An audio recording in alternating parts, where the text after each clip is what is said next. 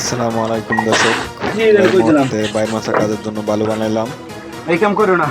দেখেন বাইরের মাছের মাঝামাঝি আমাদের এখন মিস্ত্রিরা প্রাইভেট গাঁথনি করতেছে।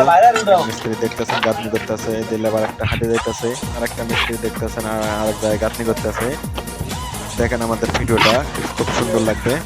এই যে আমাদের একটা লেবার বরিশাল লেবার বাড়ি নিয়ে যেতেছে, আর এই যে বিল্ডিং এর মামুর লগে সবাই কথা কইতাছে। আর এখানে আমি বাইরের মাছ ঝুলাইছি, বাইরের মাছটাতে আমি কাজে নামবো, আশা কাজটা দেখতে পাবেন। এই যে আমি বাইরের মাছের কাজে নামে গেছি, কিছুক্ষণ পর আমি ফিনিশিং কাজ শেষ করে দেবো। ফিনিশিং কাজ এখন শেষ করে দিচ্ছি। ফিনিশিং কাজের শেষের দিকে আমি মাছা থেকে উপরে উঠবো। দেখেন আমি মাছা থেকে উপরে উঠতেছি, খুব কষ্ট হইতেছে, শরীরটা অনেক ভারী তো, অনেক খুব কষ্ট হইতেছে মাছা থেকে উঠতে। দেখতে তো পারছেন কেমন কষ্ট হইতেছে।